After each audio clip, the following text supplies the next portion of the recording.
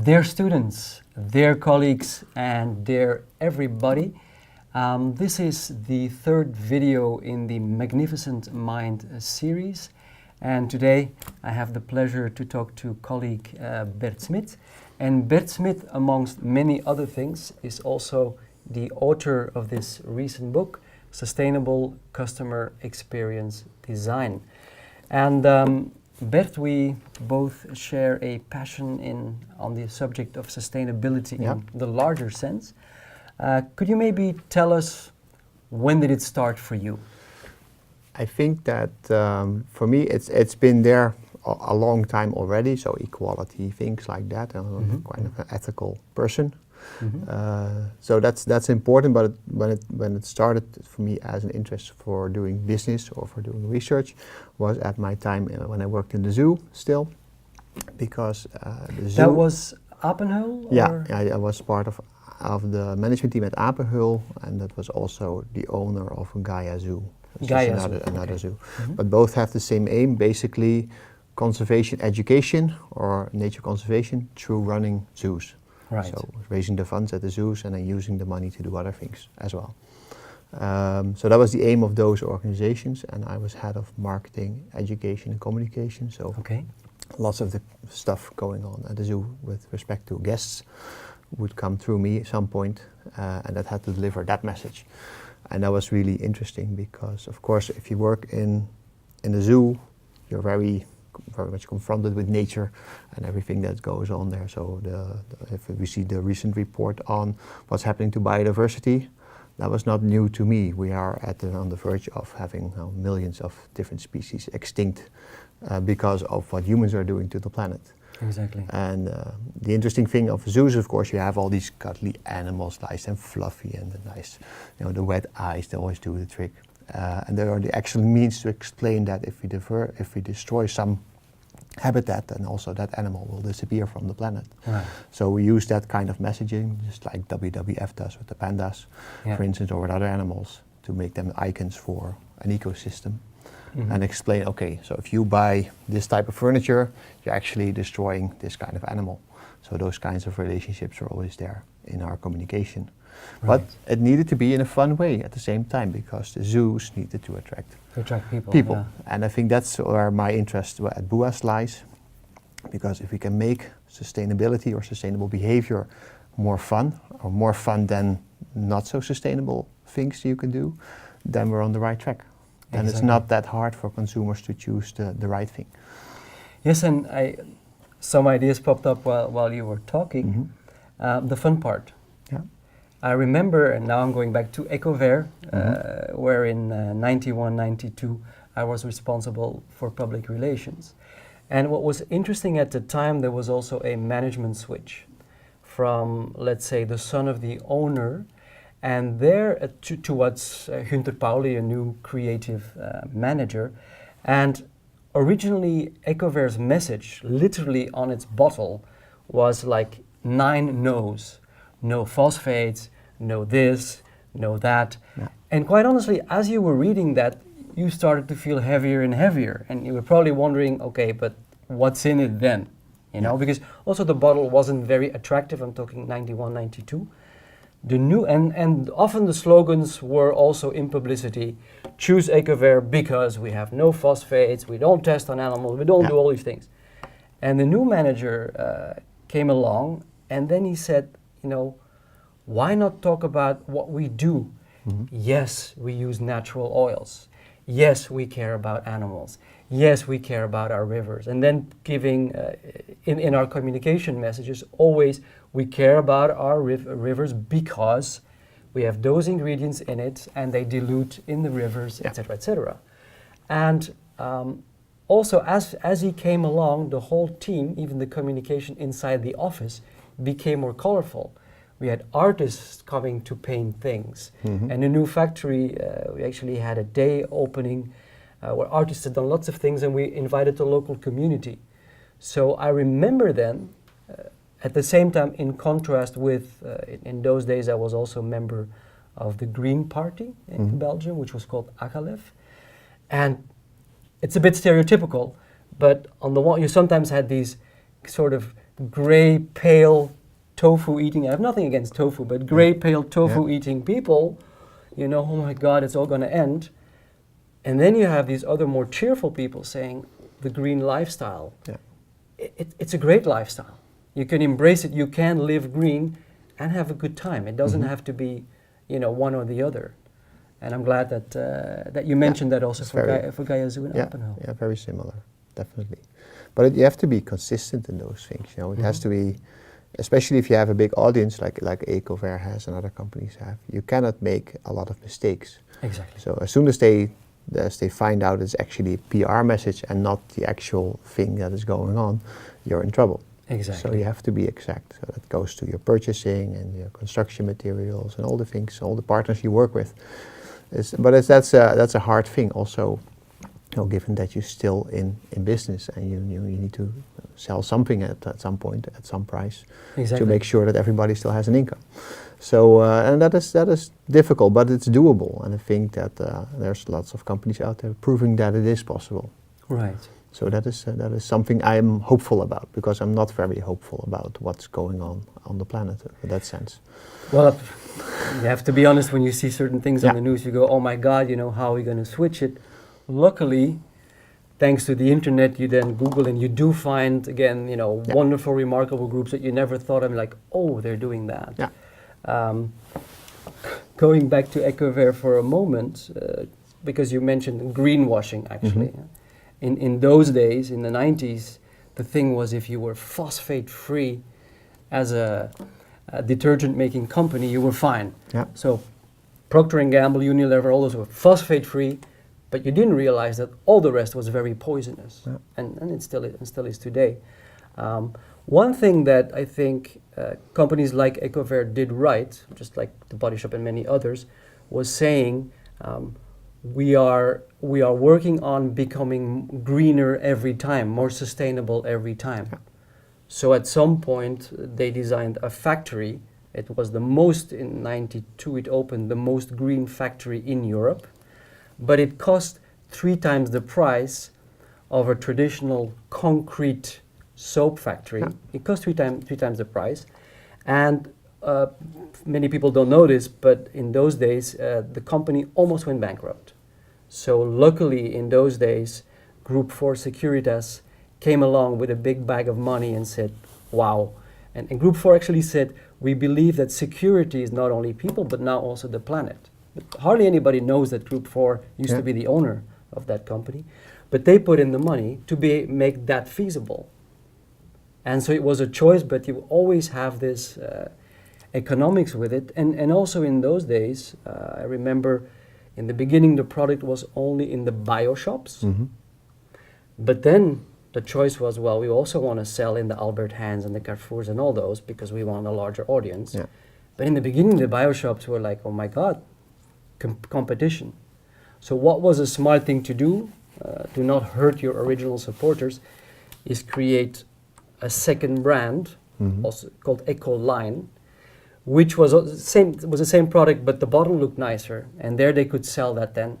So it is again playing. You play the game of marketing, but play it without fundamentally destroying what you really believe in. Yeah, that's a tricky thing. Yeah, and also it goes for developing other things as well. Yes. Whether if you're in tourism or in leisure or hospitality or FM, same thing goes there. Exactly. Yeah, and that is, of course, that is difficult because most of our the reward systems that we see in business, they are short cycles. So you have to do well within 3 years or 4 years to get to the next stage of your career. Right. And doing well is defined as making more profits as your predecessor, or at least as much.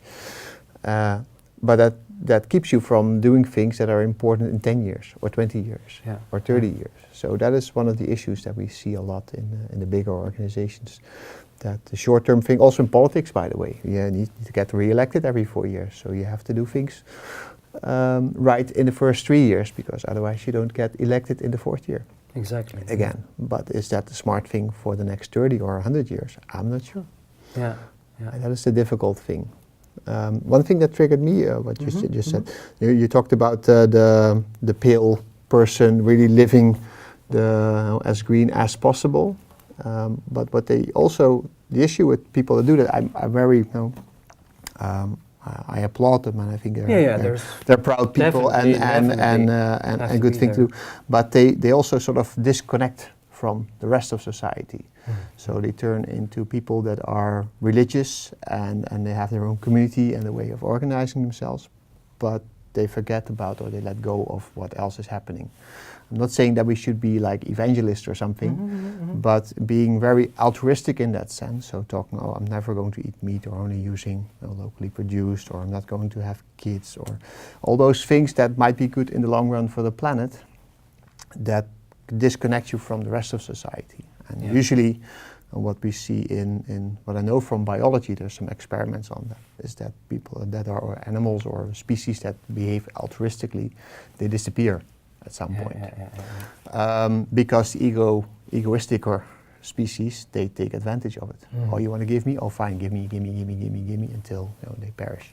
Okay. And the egoistic people are rewarded for doing that because they get more, they are healthier, they get more kids, they are more successful on the planet.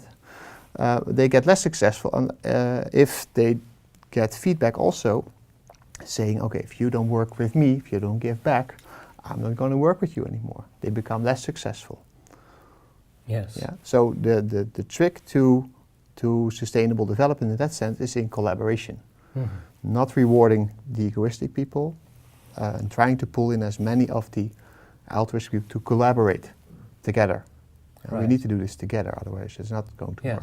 And it also means taking some of the lesser fun things for granted. We cannot have people flying to Dubai on the egoistic side and people going on their bike to Limburg or somewhere else because they want to have a zero emission thing. So both the people that go to Dubai, they need to stop doing that basically, if you ask me. Flying there, collaborate with all the CO2 emissions. But at the same time, we need to make an alternative that is also interesting for them. So that is where the challenge is for tourism hospitality in the next 20 years, I guess, maybe even faster, to create that kind of demand. Because the alternative is that at some point the planet gets out of hand and politics will have to make rash decisions, and they will say, okay, well, I have to stop certain things. We're going to, it's not going to happen anymore. We cannot afford to anymore.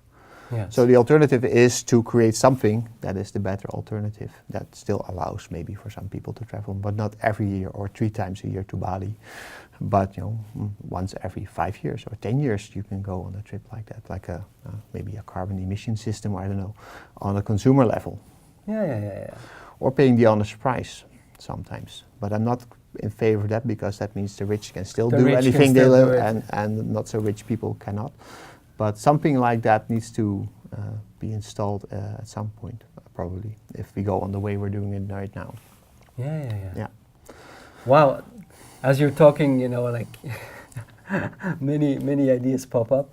But one thing I link it to, I'm going back to the 90s again, was meeting Arne Næss, a Norwegian eco-philosopher and deep ecologist. I had the pleasure to meet him twice, once during 2 weeks at Schumacher College, and he was the youngest 80-year-old man that I'd ever met. So he slid down the stairways and there was Arne Næss. And but one thing I remember from him, he talking about Gaia Zoo, he talked about the Gaia gift. And what he meant was, he basically said, we all sin.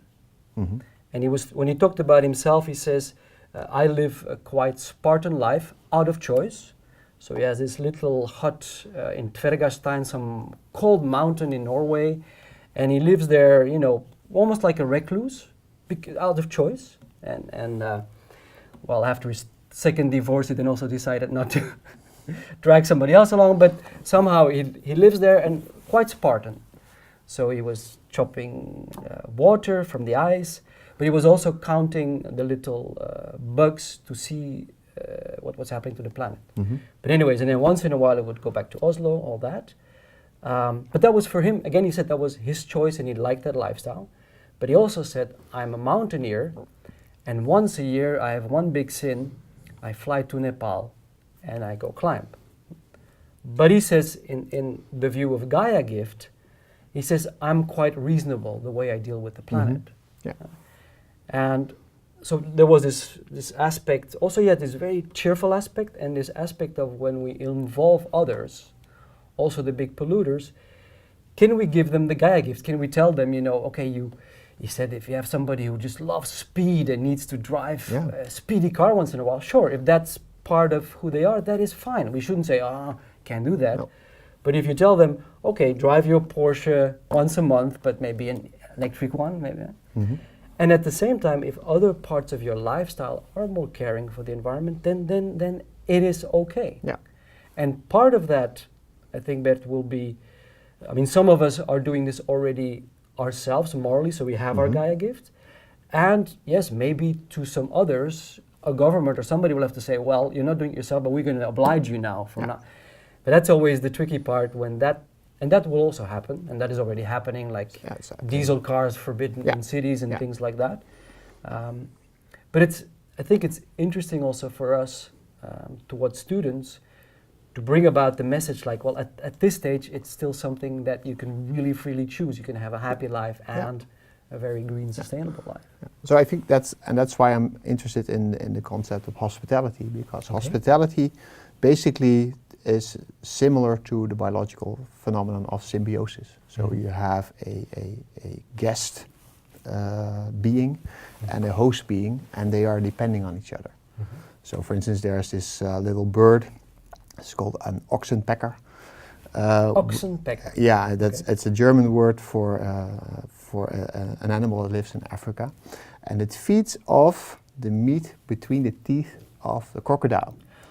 So they land in the mouth of the crocodile, and they're the toothpicks of the crocodile. Fantastic. The crocodile knows if I eat the bird, my teeth will go rotten. So I need to allow this to happen, and it's a little snack, so it's okay. And there's something else coming up soon.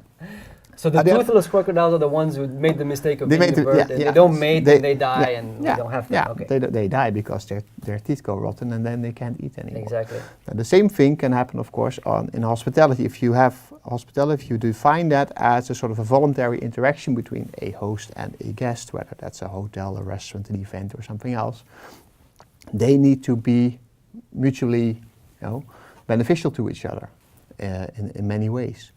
So if you can do it in that way and not as in the way that the parasite would do, because that slowly kills usually the host or the other end, the host eats whatever the animal is that, or the species is that comes close to it, then it's destroying each other. Yes. So the symbiosis thing that happens in hospitality, also with humans, in hotels or restaurants, is the same thing actually that's going on in biology, in nature. There's many of these examples, of course. And when I talk to hoteliers every now and then, and I show them the picture of the oxenpecker in the mouth of the crocodile, and then I ask them, so which one are you? Are you the crocodile or are you the oxenpecker? And at first, especially the men, the testosterone GMs, they say, "Oh, we are the crocodile, of course, and we'll have guests for lunch as soon as we can get them." Yeah. So because there's always more, and then I stay silent for a while, and then at some point, maybe not. Maybe we are the oxenpecker, because the guest is actually the one that's choosing where he's going. We're not literally eating him. Yeah. But if we don't treat them well, they go somewhere else, to our competition, to some other hospitality entrepreneur. So maybe we're the little bird, and the guest is actually the big crocodile that is maybe more powerful than we are. But we're still depending on each other, because also the oxenpecker, of course, it goes extinct if the crocodiles don't allow them to eat off their teeth anymore. Exactly. So there's things to think about. Also in the way we run businesses. So we need to take care of our guests. We need to take care of our employees as employers, and in return we can expect them to take care of us. So if you take that to a larger scope, then you get to things that we might call sustainable hospitality or something like that. Sustainable hospitality. I want to connect to that. It's first of all, it's quite a blunt statement that Ricardo Semler made in 2015. When I was talking to him, at some point he said, hotel industry always says the customer first, but that's complete nonsense. It is. And the whole classical hotel industry is designed to make everything as efficient as possible for the hotelier. Or the owner. Or the owner, Yeah. right? Or the owner. But the guests know. Mhm. So, and in that sense, he made two bold statements. The other bold statement was, how do then those classical hotels compete? Well, just by becoming bigger. Like recently, Marriott deciding to buy, what's the other group that they bought? I kind of forgot the name. The other one. Yeah, the other one, right? To just, well, so Yeah. the genius of the CEO of Marriott was, well, we're just going to buy the other one, we're going to be bigger, Yeah. because we have Booking.com and Trivago and all these other ones to compete to, and of course Airbnb. But that's just like what everybody else is doing. Car companies are swallowing each other to get bigger, pharmaceutical giants, I mean, they're all doing that. Yeah. One alternative, one experiment that, for example, Semler did together with, it was with the son of Anita Roddick from The Body Shop, Mhm. and some other green entrepreneur, and together with his wife, they then decided to put money into what they call what's now called Hotel Botanique Spa and Resort. Mhm. It's in the Dos Meios area in Brazil, close to the jungle. It's a luxury hotel. And I think it has about 80 rooms, and the cheapest room is $800. So we're talking, luxury resort. However, what is quite wonderful of that setup is, in terms of the guest, it really said, we take care of the guest. That's very important. So with a little bird, we take care of the guest. And that, for example, means that a guest can call and say, we arrive at 3 a.m, and they call one phone number, not a central operator who guides you. No, one phone number, and one person picks up and says, oh, when are you coming then? Oh, great. We will be there for you and show you your lounge and whatever. So this whole hotel has no departments, but they have teams of 6 to 7 people who are assigned to specific guests. Yeah.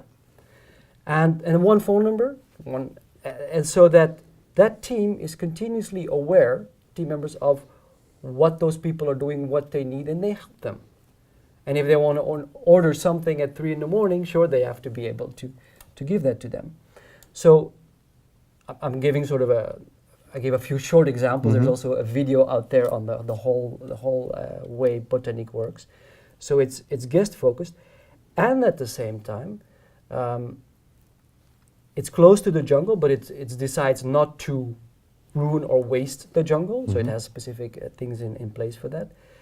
And it also makes sure that all the staff members are locals. It is in an area where there's like a 19-20% unemployment. Mhm.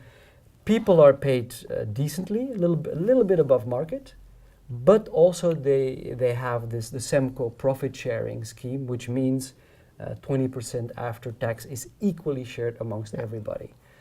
What's one of the results for the people there? Well, there's hardly any employee turnover.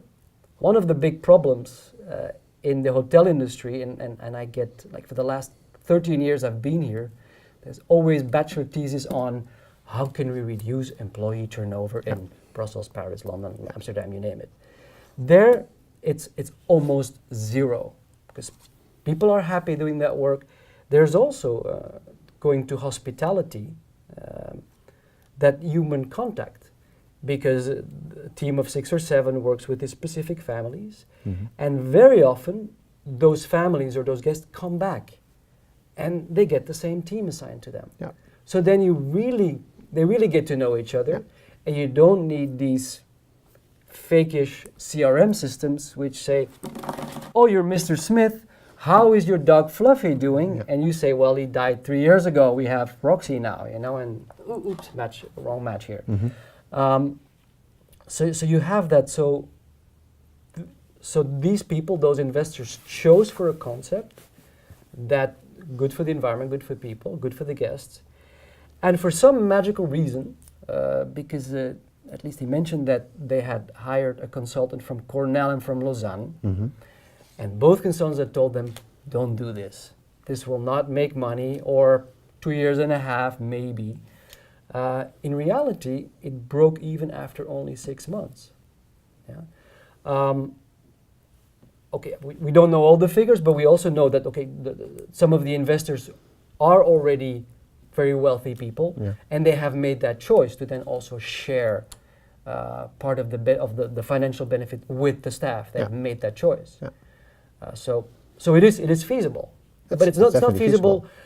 But as soon as you as soon as you make profit more important than anything else in the organization, so more profit, then you get into trouble. There's nothing wrong with making a decent profit, as long as you take care of every stakeholder involved, and that includes the investor. Yes. So the symbiosis is not just between host and guest, but also all the other relationships that are out there. But as soon as one becomes dominant, then the system is not in balance anymore. Right. So and there's also something you see, for instance, that's why all these companies keep buying each other. They think that economies of scale will improve their profitability, and it might. But at the same time, it creates a bigger distance between the people steering the thing and the people down below or all their suppliers, because they're going to squeeze them as much as they can to get the profit out for the investor. Exactly. So if you would take Hotel Botanique and try to make it into a chain with centralized departments and a revenue manager for 10 different hotels, all of a sudden it switches from the original idea of creating something local to an economically driven organization with several outlets, and then I think the concept will get destroyed probably. Absolutely. So the idea, if they were interested, the idea would be, of course, to create a separate one again, with taking care of the local situation there. Might be slightly different, and another, but never make them depending on each other, or not too much at least. Exactly. Because then you get into the trouble of trying to organize things, managing things, and you get different layers with different kinds of goals in between. People focusing on making the best out of their career sometimes, which can be useful, but not if it goes at the expense of the other elements of the organization. So you get that disbalance again.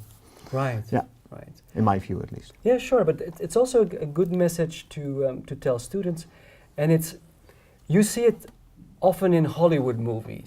I was just thinking about recently one is where people have a wonderful business, whatever that is. It's very close to their heart. They work it out. They're greatly connected with the local community. Yeah. So that's the beautiful part of the story. Then for some reason they decide, or the devil whispers in their head, oh wait, you could franchise this and become huge and big. And as the movie goes on, you find out, of course, that the person starts franchising and they get more and more money. Of course, they become more and more unhappy and all that. I'm not saying this is always the case, but very often the moment people, I think it's almost logically psychological, the moment you start disconnecting from your original drive, which may have been, creating something wonderful in the community, and then going for that profit and everything, only that, you lose the original. Yeah. And then and you see that story, I mean, not only in movies, you see it even in if you go all over history, that's sort of a common mistake that humans make is like where the big billionaire in the end says, damn, I wish I was back at my original pizza place where I knew everybody and I was feeling great. Yeah. And maybe it's smart to tell students like, well, don't make the same mistake. Don't spend 40 years of your life figuring that out. But you can figure that out now and create something valuable. And then if you want to copy it, you can... But it is sort of a given in the system that we have created. If you look at sustainability and people that write about it that know about economics, it's what they call, I think, locked-in syndrome. Yeah. So we're locked into the system where money is no longer the means but the goal. Buying that bigger car and that bigger house and a pretty wife or whatever. Yeah, sure. Those kinds of things. And more and more and more, because that need for that accomplishment or respect or whatever, those basic drives. They make sure that people in the end choose for more if they can. Yeah, better for me, more attractive. I'm going to be more attractive now, or more successful, or whatever the means is. And that means that there's this built-in thing into our system that allows us to do that. But as soon as we start doing that, we're also destroying something, like you said. Yeah. And one of the things my colleague Frans Melis says is we need to try to escape this locked-in syndrome, and we might have to change, just like Greta Thunberg says in her famous speech by now, the Davos speech. We need to rethink the system if the system keeps forcing us to make the same mistake again. So we need to rethink the system, and I think that's a lot of academics are saying this now, but the alternative is not very visible yet. We don't know yet how another system might work. But it's definitely something we need to start thinking about. And I think there are a lot of examples out there, but as soon as they get successful, they get caught into the system again. We've seen that with Airbnb, which in its essence is a sustainable idea. You sleep in a place that somebody else is not using, so instead of building a hotel. But all of a sudden, as it became more popular, it also became popular for real estate investors because they actually are running hotels through Airbnb now, but in a different format of a hotel and with different rules also. So then at that point, it lost its sustainable touch because it actually created an incentive to do unsustainable things. So now we see that people with families can't live in Amsterdam or London anymore because it's more profitable to buy their houses and rent them out on Airbnb. And that is not, of course, what the original idea was, but what happened as soon as Airbnb went to the stock market. And another group of people started talking to them, hey, this is what we need from you, and we are your owner now. So start working with us. So that's interesting. On the other hand, one of my, I'm not paranoid necessarily, but sometimes you can make use of this. I still have the feeling that at some point Tesla will just quit because it's reached its goal. Tesla's goal is not to sell as many electric Tesla cars around the world, but to make sure electric cars become the dominant type of car. So at some point Elon Musk might say, yes, I've reached my goal, because Volkswagen and Daimler and all the other big car producers are now focusing only on producing electric cars. It's not a problem if Tesla goes bankrupt. Thank you for your money, dear investors. Thank you for making this happen, because we've actually forced the other side of the planet to do something else. Through Tesla. Tesla is the means and not the goal. That might happen, but this is me on a couple of glasses of whiskey on a Sunday night, because there also might be, you might just be in it to win the game and be the biggest car producer in the world, of course. But we don't know. I mean, I'm not sure. I've read a few things about Elon Musk, and sometimes his character. He also likes to take credit for things that he didn't necessarily all do. But it does remind me of a meeting back in '92. So people know my age now. Back in '92, we were at the European Parliament with a group of ecological detergent producers. And who was there? There was like one German guy from Held, I think it was called Held in those days. And it was one guy who used to work for P&G, Procter & Gamble, and who had decided to make his own little soap, which was eco-friendly. So it's a one-guy company. And then we had one guy from Finland, and we had one guy from wherever. And we as Ecover were the biggest dwarf of the dwarfs, right? And we met at the parliament. Basically, we said we are against the eco label because, being truly green is this whole list of things and not phosphate-free. But while we were discussing, there were two guys in the group, happened to be Dutch, but it's just coincidental. But they didn't work for a green company. They were one of the big bio supply, how do you call them? Purchasing managers of bio stuff. But the way they were dressed, you also noticed they looked they were like all in suits and everything. And they, at some point, they made the remark, but why do we want to share our ideas with the rest of industry? Why don't we keep our ideas to us? Then we have competitive advantage. And I remember at that point in the meeting, there was this total silence. And then one British guy very politely said, excuse me, gentlemen, but the reason we started our little companies and we quit maybe our high-paying jobs is that we want detergent industry to become like us. And we don't care if we don't exist anymore. And then they kind of became quiet. I think they left the room because then they realized we're at the wrong meeting. But that's, there you have a great point. If your purpose is, like I guess Anita Roddick's with the Body Shop, is to say, okay, I don't want animal testing anymore in the industry. So I'm going to create something that pushes the industry in that direction because customers see that. Yeah. And that's a very noble thing to do. Of course, she ended up then, and all respect to her, selling it nicely to Estilo there, and her son can now put money in Hotel Botanique and other things. Fine. But I definitely see that. But that's this catalyst role. That is interesting, right? Because I think that if we use our design methods well, we can also design our restaurants and hotels and events in a way to provide an example to consumers of how it also can be nice and fun to consume. Okay. So if you use your place, whatever that is, your theme park, your hotel, your restaurant, whatever, to give people examples or to nudge them on, hey, this is also possible, teach them new behaviors because they're out of their normal situation. You can show, hey, we do it this way. This is what we have. So sorry, we don't have what you like maybe, but we have what we have, and this might be good for you as well. Right. So give it a go. Right. Those kinds of situations can trigger people. Hey, I've never done this way. I've never had. My father-in-law is a big carnivore. Yeah, but as soon as he learned that vegetarian food is more than eating tofu, which he doesn't like.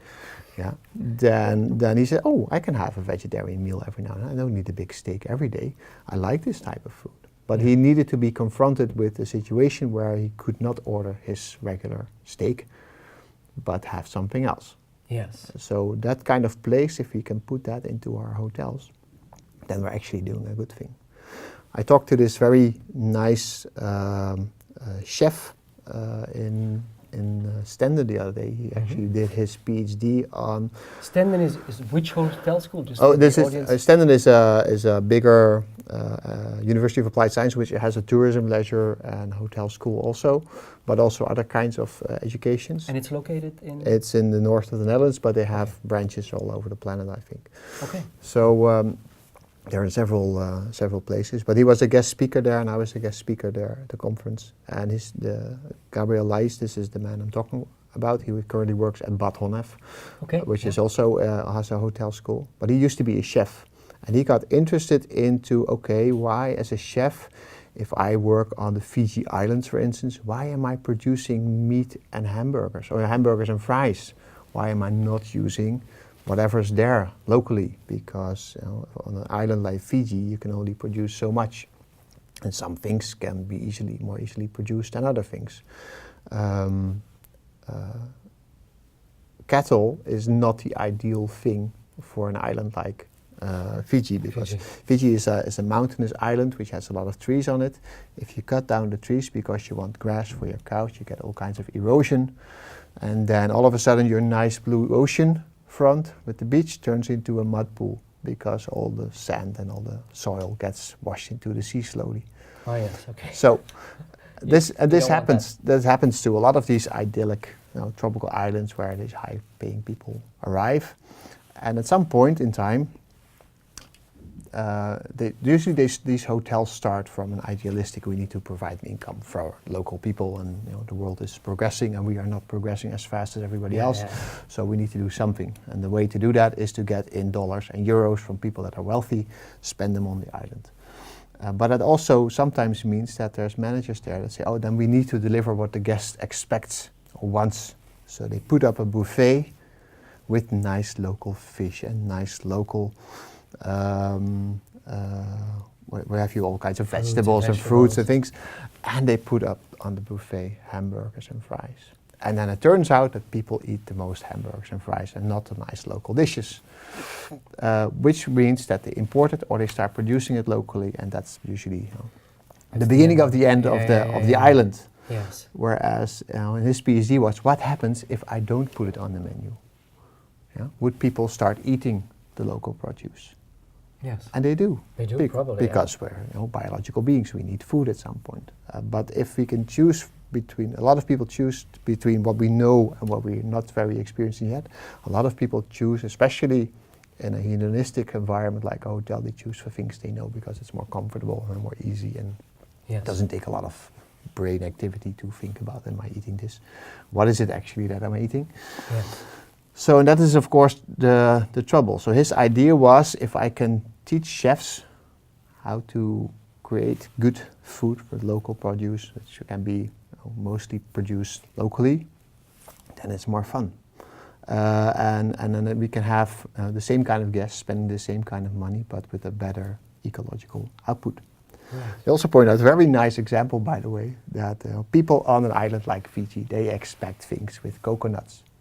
So they also expect coconut milk in a lot of the products, like the curries or whatever. And but as it turns out, he looked at, okay, where are we purchasing all this? Are we purchasing locally? It turned out on Fiji, which is in the Great Ocean somewhere, actually most of the coconut milk came from places like Thailand in cans, so not locally produced. Oh yeah. Ooh, oops. Yeah. So sometimes it's so complicated to do these things. Yeah. And his view was we need to do it locally or we shouldn't. Yes. Because one of the islands that he visited as part of his research is going down the drain because they did switch to growing cattle and other things that tourists would like to eat. But now all the soil is in the ocean. The ocean is no more fun. The fish are dying. The coral is going down the drain.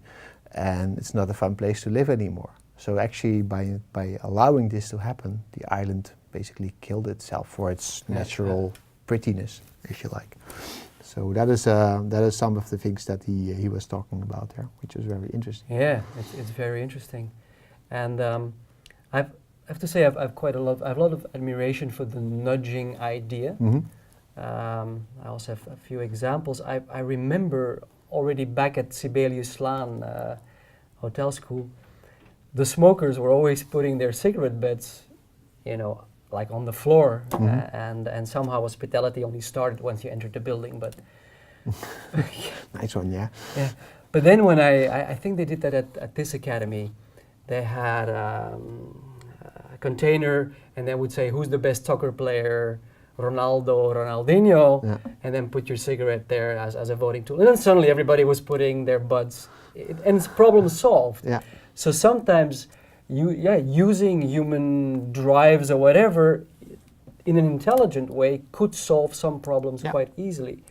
What I notice and what I find wonderful I live in Braschaat, which for the viewing audience is actually a wealthy place outside of Antwerp in Belgium. Yeah. We also have a lot of Dutch refugees who live there for fiscal reasons. Economic refugees. For economic refugees. But what I love about the village is some of its odd things. Like, for example, close to us is is one of the oldest airplane fields. It's from 1902.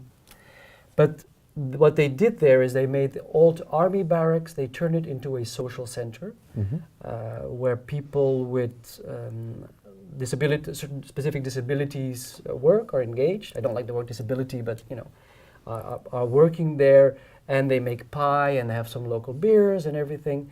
And it's beautiful out in nature. Now, we don't live far from there, so we often walk there and we bicycle there, and we were one of the first people going there because we just personally like the fact of also spending money in a project that we believe is good and all that. But one of the beauties and one of the things I was wondering, will the rich of this town, I'm not saying that we're not rich, but will the very, very financially very wealthy people also come here or not? And what you notice is, yes, they do.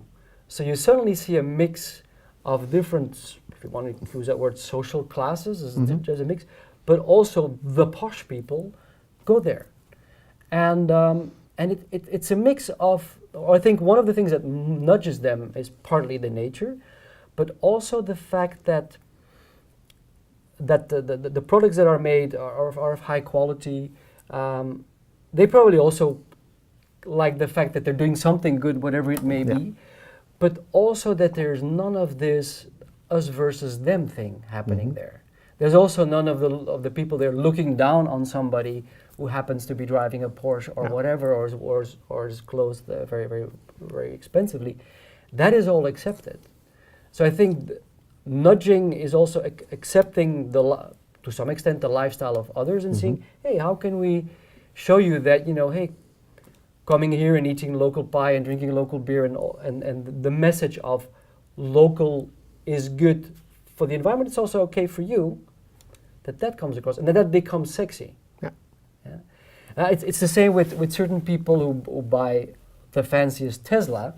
I mean, of course, part of it is like, yeah, I'm showing you a Ferrari, but I bought a Tesla because then I can also tell you that, hey, I'm doing the right thing. Yeah. But sure, if your ego in whatever sense needs that, at least it's an electric car, you know. Yeah. At least you've been nudged in that way. So we finished on the idea of nudging, and especially at Breda University, how can we nudge our students into this other behavior? So again, the principle of nudging is not forcing people to say from now on, you know, don't drink cola, do this, but incite them, inspire them to go in that direction. Well, of course, we already do a lot of things, but there's also a lot of things that we do not do yet. I think nudging can go in many different ways, but the way I would do it is to really embed it in the environment students are active in. Right. So we can do it within education and tell students about whatever concept around sustainability and make them do assignments around that, but that is not necessarily nudging, that's still teaching. But for instance, making deliberate choices within the way we house our students or the way we provide food to our students could really help them understand, okay, there are different ways, or there's a different normal than what we're used to. I go to a lot of hotel schools and tourism educations, and then I see, for instance, that some schools make the choice to really go for biodegradable disposables, whereas we are in BUAS, it's normal to have our plastic disposables. The cups that we use for our coffee, the salad bowls, lots of things contain plastic and are disposable. And they are a bit cheaper than biodegradable ones, such as the bamboo ones, for instance. It's those simple things that when I come back sometimes from one of these other places and then I visit our catering, oh, this hurts, because those schools, they have it in place already. There's also schools, for instance, that Hagahelia, for instance, their catering is fully vegetarian in Helsinki. And that's a deliberate choice. So saying, okay, vegetables are the new normal, not animal protein is the normal, what we are used to or how we were raised as kids with potatoes and meats and then the vegetable maybe. So they changed the idea of what is normal. Another nice example that I saw the other day was Erasmus University Rotterdam. They stopped selling bottled water. So now they have still these vending machines with Coca-Cola and the Fanta and all those things, but where they used to have bottled water is now a dopper. Right. So you buy the dopper and then you go to the sink and you fill it with your own water. Exactly. That is their contribution. They do think that they still need to sell Coca-Cola, which I can understand, but bottled water, in the Netherlands at least, is silly. Yes. For many reasons. So these little little water things. Is very pure, right? Well, yeah, the bottle from the taps in the Netherlands is better than most people get from a bottle. They say. I'm not the expert, but it's definitely good water. So it's silly to do these things, and these little things sometimes can help. We have sometimes meatless Monday, but then on Tuesday, Wednesday, Thursday, Friday we have pulled pork and pulled tuna. I think this is sending complicated messages to our students. What are we selling here? Meatless Monday might be a good thing, but the next day it's business as usual and we sell tuna or pulled pork from not so nice environments, the pig. I don't get it. It's really, we're messing up students. What I do like, for instance, what BUAS has in place is these sharing cars that are electric. So I don't have to drive my own car somewhere else. I don't even need a car anymore, at least not for my work. I can drive the electric car or use my public transport card. So those things I really like. I know that BUAS has invested heavily in solar panels on one of our new buildings. Yes. But there's never ever visible how much power we're actually producing there. Right, you can put a billboard with a sign with a sign that goes on and on and on, how many what we have produced. So it's these simple things that could be a lot smarter. And not just, we don't need to put up signs everywhere, but it needs to be very implicit. Right. And I think that could be fun. Inviting an artist to make a sculpture out of all these PET bottles that we keep drinking in our place, or out of all the plastic cups that we use. for our coffee and our tea. Right. So that those things, making things visible sometimes helps for people to understand, but also making things possible. A while back, I remember there was a sign on all the coffee machines saying, "Oh, please reuse your coffee cup or your tea cup for your next cup, so we can save so many cups and save the planet." That's basically what the sign said. But there's another rule in place, and Boo was saying you cannot bring cups into your classroom. No. Then. So what are we asking of students here? Cheat the rules, or and reuse the cup, or don't cheat the rules, and then you are aware that you're actually sinning. Yes. But you can't help it, maybe. Yes. So what I do, I bring a mug to school. And it's not the cleanest mug on the planet, but I don't need a clean mug for every cup of coffee. And if I wash it at the end of the day, that's fine for me. Sure. Maybe I'm different, but I think that's normal. I think that's what we do at home as well, and most people do at least. So as soon as somebody says, "Hey, that's smart, maybe I should bring a mug," and I know they will forget, or no, it's very likely that they forget. But I've got lots of mugs at home because I get them from all kinds of places where they give them out at the supermarket. "Oh, here's a mug," and I'll go to a party, "Here's a mug." So I've got piles of these mugs that are standing around that I don't use. So as soon as somebody says, "Oh, that's smart, I should use a mug myself," I bring them a mug. And that is how I nudge sometimes. I also know that students have been trying to nudge fellow students, for instance, by having soup from saved vegetables. So vegetables that would have been put into, for instance, electricity plant, because they were not as fresh anymore, but they were still very good for making soup, like very ripe tomatoes. You can't use them on a sandwich anymore, they're too soft, but they're actually, in taste-wise, they're very good for soups and sauces and things like that. Okay. So nudging fellow students about, okay, you can have this soup or this soup, which is made from rescued vegetables. So things like that, making it also a student gimmick to produce something like that could be a lot of fun. Absolutely. And that, of course, there's more things to do, but there's lots of things still possible that I think should be the new normal for everybody else, and communicating that or sharing that and making that also part of our education. Of course, we can put up some restrictions with what students should and should not do. Also, if you look at hotel and facility management, for instance, when they are in the kitchen, we could tell them, it needs to be this and that, or you cannot have a carbon footprint over this, or you can't use more animal protein than this per person, or something like that. So we could create some restrictions on that. But I also like, for instance, what we already do is that students organize these little events. Yes. Usually those have a social aspect as well. So taking elderly to a place that they would never get to, or organizing a fundraiser for a specific good cause. So this awareness is already there. And usually students are very motivated intrinsically to do these things. Absolutely, yes, they are very So that is good, and that it has a place within the curriculum is good. And now we need to do a bit more. I think personally it's silly that we fly students places when we go on a study trip. That is true. We don't need to go to all these places far away, because there's good examples we can reach by public transport or by bus, even if we have to. We rent a bus and we go someplace. We shouldn't be flying to wherever. Absolutely. That's silly. Absolutely. Yeah. Well, Bert, I would like to thank you very much Pleasure. for this dialogue. Pleasure. Great. It's been great. Thank you.